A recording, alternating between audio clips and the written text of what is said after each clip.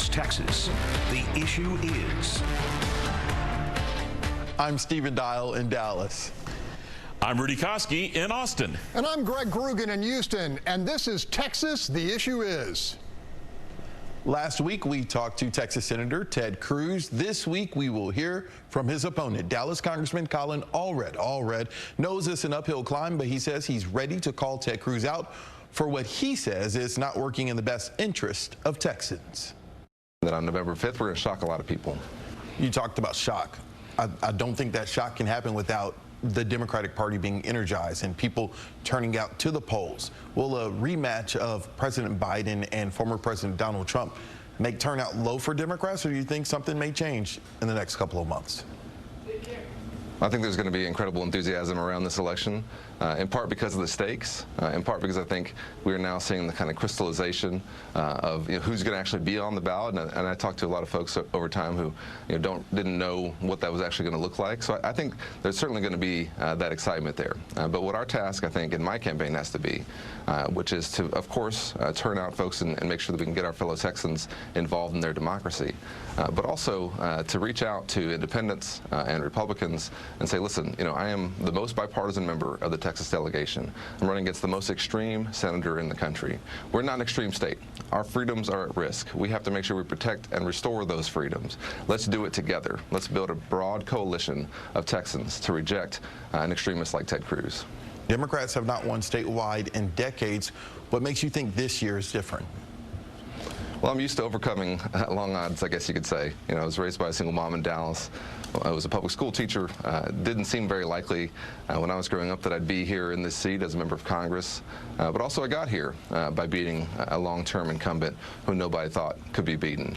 And what I recognize is that there are so many Texans out there who believe that it's time for us to have some fresh ideas and new leadership and to go in a different direction and not have a senator who's only cared about themselves. When you locked up the nomination, the senator rolled out, well, the senator's campaign rolled out an ad that said Democrats for Ted Cruz. Do you think Democrats are breaking with the party and siding with the senator?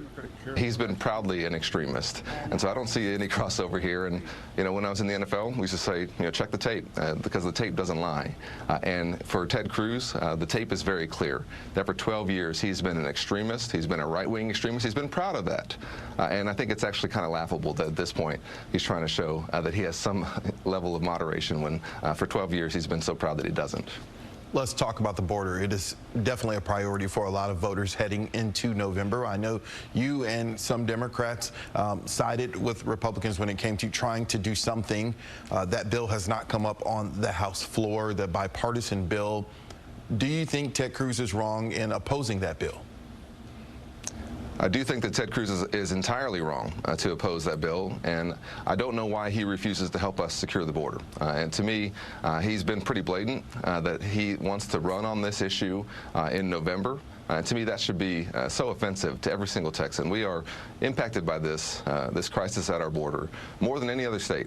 And to have a senator who has a chance to help us provide literally billions of dollars in border security funds, additional border security agents, additional immigration judges, additional personnel to speed up the asylum process, billions of dollars for our border communities as well, and to say no to that because what you really want to do is talk about the chaos in the election when you could help solve it.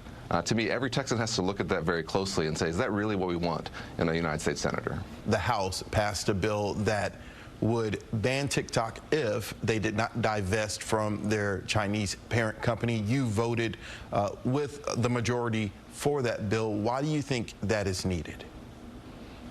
Yeah, I really want to talk to Texans about this, and I hope that they can understand.